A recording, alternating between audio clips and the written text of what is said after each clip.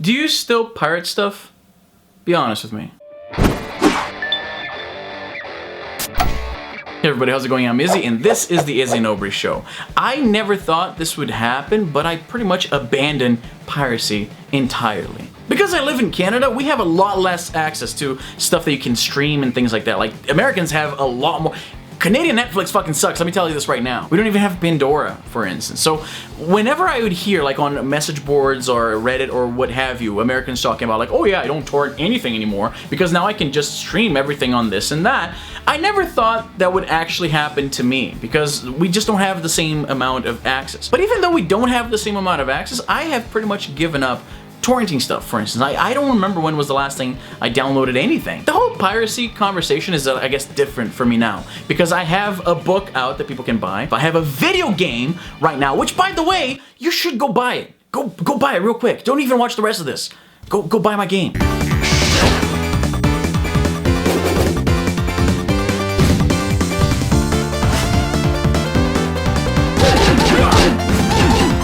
So I guess it would be understandable if my ideas on piracy and did a sudden left turn, because now I am a content creator, somebody who sells their content on the internet. It would be a little hypocritical if I'm stealing other people's contents when I'm asking people to buy my own. But it's not even because of that. For like, I think a good year or two now, I haven't downloaded anything anymore. It's just not as convenient. If I turn on, I go on Netflix, and the movie I want to watch is in there, I'm like, oh, I guess I'm not watching that movie then. And sometimes if I really want to watch that movie, I would just rent it on Apple TV. So it looks like they won. I've thrown in the towel. I remember back when the RIAA and the MPAA were doing all that online battle against torrent and shutting down a torrent website, then a new one would pop up, but then the new one that popped up is an RIAA or MPAA honeypot designed to catch the pirates, and you remember that back and forth. It was very much like fighting a Hydra. You'd put down one website and then two new websites or three new websites would pop up, and the people who are in the know, the savvy, the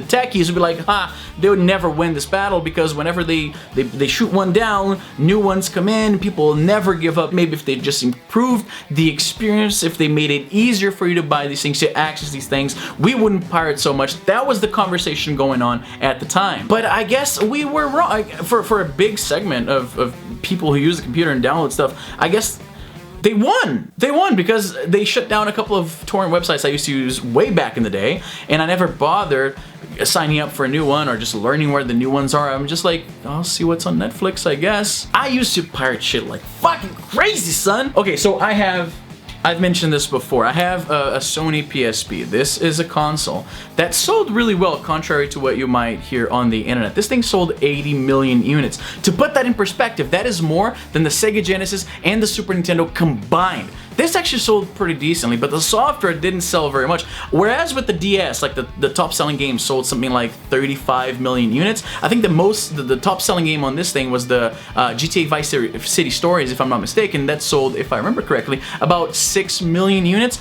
Not a whole lot, and a good reason for that is because it was so easy to pirate this thing, to hack it, to mod it, whatever you want to call it. Brazilians usually call it unlocking, so that's what I end up saying. It was so easy to download games on this thing that the software library never sold much. I used to download a lot of music because I'm fucking old. I used to download a lot of music on Napster. Back then, it didn't have an auto complete feature, so if like the person you're downloading a song from, they would disconnect from the network, or if the power would go out or whatever, you'd have a song that kind of cuts halfway. So I remember when I would burn CDs to listen in my dad's car or whatever, my CD player, I had a whole bunch of songs in my library, if you can call it a bunch of pirated music library, that would just end like halfway. Like there's songs, there were a couple of songs that I just got so conditioned to hearing it, like to get into, like I know where the song's gonna cut off and then it just cuts off and the next one starts, that when I finally listened to the whole song, my brain almost short-circuited. Movies, I would download a lot of movies. One of my hard drives is actually named MPAAV Izzy Exhibit A.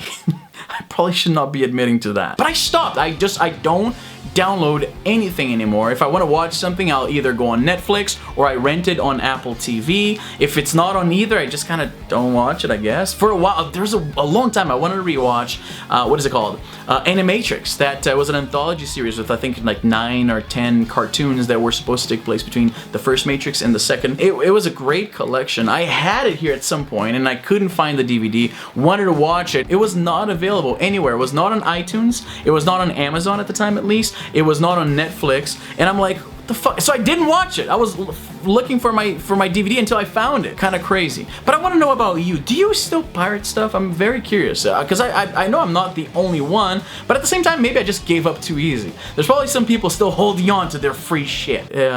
Don't pirate my game, please. I need to eat. But that's all the time I have for today.